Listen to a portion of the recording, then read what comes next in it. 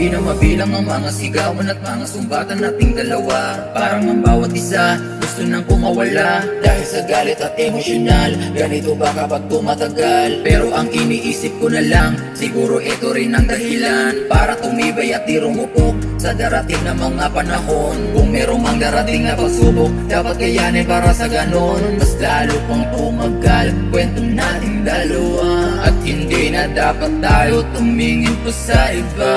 Kaya kung nagtatampo ka, halika, sandal ka muna dito sa aking balikan. Sabihin mo sa akin kung ano ang gusto mo, dahil narito lang naman ako para sa'yo.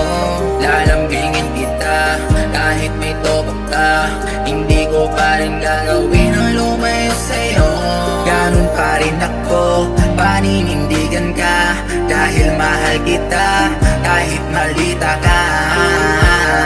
Kahit na madalas tayong magtalong dalawa, di ba rin nagbabago, ganoon pa rin hugis ng puso ko. Nanawasak pati ginaga mo mabuo, kaya pa ulit-ulit ko sinasabi sa iyo, dahil alam ko naman na ito ang totoo. Hindi ko magawang itanggi, lalo na yung mga sandali nakamarka na sa aking isipan. Lahat ng iyong ginawang kabutihan, pinapatawad sa mga mali. Sinasabi mo na ayos lang, sa susunod mo na ulitin yan. Noong narinig ko sa iyo yung ganoon, nasabi sa kaya nagtatampo ka, halika, sandal ka muna dito sa aking balikan. Sabihin mo sa akin kung ano ang gusto mo, dahil narito lang naman ako para sa'yo.